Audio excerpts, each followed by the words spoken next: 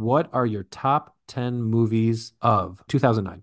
Of 2009. My number 10 is an Austrian film called Revanche, which translates to revenge. Really, really interesting movie. My number 9 is a movie that really surprised me. I had no expectation for, and I turned out to really love this movie called Adventureland. No, Who directed that? that was, I want to say Matola. Yeah, Greg Matola, same director as Superbad, Nice. which we talked about in 2007. Yeah, that's Uh, probably Ryan Reynolds' best role.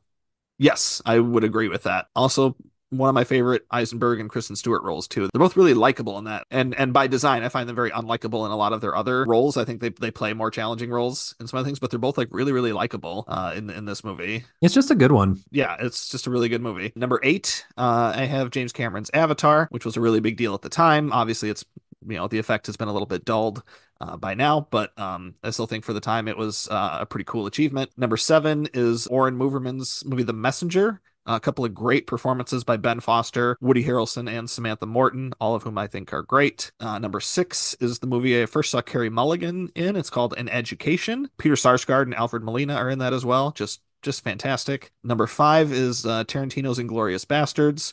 I mean, not much I can say about that hasn't been said already. Number 4, Katherine Bigelow's The Hurt Locker. Great movie. Again, just, great performances. It's the first thing I saw Jeremy Renner in. Really, really like that movie. Number 3 is a great performances from George Clooney, Vera Farmiga, and Anna Kendrick in Up in the Air, a movie that just has really lasted with me. And the last time I saw it, it was like, yeah, this really holds up. I think it's actually, I know we've talked about The Descendants on this podcast before. I think Up in the Air might be his best performance, maybe more so than Descendants. I mean, I think without a doubt. Yeah, I think it's his best. I think it's that Descendants and Michael Clayton are his top three in some order, but I think it's Up in the Air is the best one. Number 2, and the one that we'll cover if Joel and Ethan Coen's A Serious Man, which I just find all kinds of delight in every time I watch it. And then number 1, I don't have a lot of Pixar movies in my number 1 spot, but I do love Up, and it makes me feel feelings, and it's my favorite movie of 2009. So we have four movies overlap. So Oh, get some fresh stuff going here. nice. My number 10 is called Mary and Max. It's a stop motion animated movie directed by Adam Elliott and starring your boy Philip Seymour Hoffman as a And Tony very Collette too, right? and Tony Collette. Yep. Eric Bana also does a voice Ooh. for it. I don't want to say dark, but it is sort of like a dark feeling movie. Have you seen it?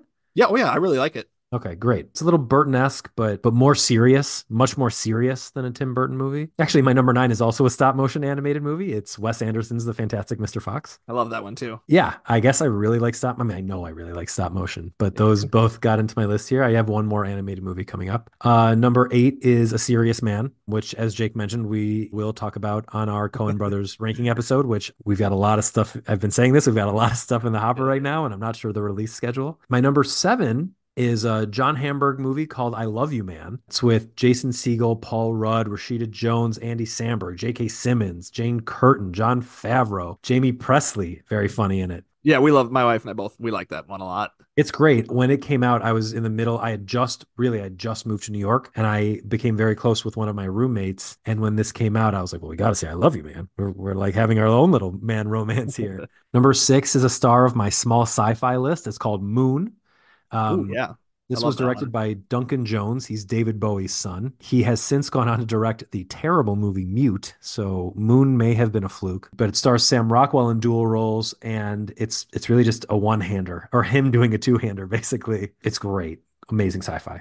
Agree. Number 5 is Up. I know I have Pixar actually kind of a lot in my number 1 slots. Up is number 5 for me, but I know my Wally is a number 1 movie of its year for me, and Toy Story 3 is a number 1 movie of its year for me. And Up is good, but a little bit shaky in the third act. But the first 2/3 of the movie are unbelievable. I mean, and everyone knows that the first 10 minutes of that movie are heartbreaking. Oh my gosh, yeah. Number 4 is, you talked about this movie a lot, but it's Up in the Air. My number 3, so I actually meant to talk about this earlier because we've been covering Richard Linklater in this episode, but I think there's a lot of similarities between Richard Linklater and Steven Soderbergh. They both got their career started around the same time. They're both considered indie guys who have done big things. And for both of them now, their movies don't tend to get wide releases. And they're both very prolific. Now, no one's as prolific these days as Soderbergh, but Linklater has made half the movie Soderbergh has, which is still a ton of movies. And he still has a Yeah. movie coming out like at least every other year. Apollo 10 and a half was on Netflix. It didn't get like a huge release. Liked it. Yeah, I thought it was fine. I didn't love it. But Hitman, it looks like will get a big release. That's all to say My number three movie of the year, and maybe my favorite Soderbergh movie, is The Informant. Fun movie. Yeah. I love this movie. Now, this is a movie where Matt Damon is both playing Matt Damon and not at all playing Matt Damon. Just really great. Just watching Damon just sort of like making everyone look like a moron while being a moron is great. Um, and I love it. We talked about this movie last week quite a bit. It's called Away We Go, a Sam Mendes movie. It's my number two. John Krasinski and Maya Rudolph are a very pregnant couple who are doing like a baby moon kind of thing. I mean, they have a purpose that's not just a baby moon, but they're going on a cross country trip and they hang out with people along the way, and it's great. It's one of Sam Mendes' best, maybe Sam Mendes' best, depending on how you feel about his Bond movies or 1917. I mean, 1917 is so crazy good. We Right. started we started watching What Happened to Baby Jane last night. A few weeks ago, we had Riley Trahan on the podcast, and he mentioned Whatever Happened to Baby Jane is one of his top movies of that year. 62. And so we started watching it last night because, as I mentioned then, my father-in-law has also been on me to watch it. And it starts by saying 1917. I wish I was watching 1917. Anyway, we had to turn it off because Andy fell asleep. But as soon as we hang up, I'll probably go watch it. Mm.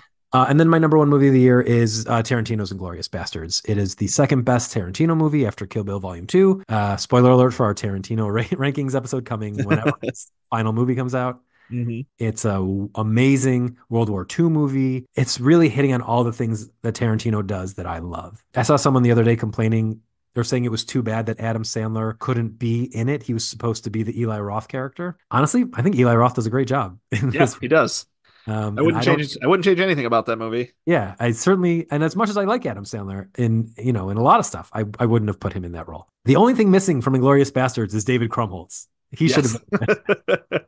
I mean, has Brad Pitt ever been funnier than he is in that movie? Probably not. Although I really, I know a lot of people don't feel this way, but I really like Bullet Train, and he's very funny in it. And I bet a lot of people would say Burn After Reading, but not me. No, he's funny in that, but I think he's like there's more funny stuff in Burn After Reading, but the stuff that is funny in Inglourious Bastards is like the funniest I think he's ever been. Yeah, he's terrific. I love everything about Inglourious Bastards, and it gave America Christoph Waltz. Mhm. So I literally walked out of that movie. I saw it in the theater with my sister. And I turned to her and I said, "Let's just give him the Oscar." Like yeah, that's. I mean, I was just like I don't know who he is, but let's just go ahead and let's. And it came out in like August. It was like this race is over. and not only did they give him Like, the Oscar, they gave it to him again for basically doing the same thing. yeah, which I thought was a crock. And I don't know. I think again, spoiler for when we get to the Tarantino episode. I think Django's like crazy overrated. I'm But totally with you. I'm yeah, 100% with you. I do not like Django that much. It's like fine. It's like a fine movie, but it's probably my least favorite Tarantino movie. yeah, it's lower on certainly lower on the list for me too. Yeah, you know who's good in that though? DiCaprio. Yeah. Well, everyone's good in it. I mean, like Jamie Yeah, Foxx is good. Samuel L. Jackson's incredible in it. yeah, It's just like not the best put together movie. It's paced weird. I think yeah, the violence is like really strange. And yeah, then I think he did almost everything in it better in Hateful Eight. yeah. Agree. Which I think a lot of people, most people would have that lower on their list, but I'm with you on that one. Yeah. All right. So wow, maybe we We don't got even off have to do track. the Yeah. Tarantino episode.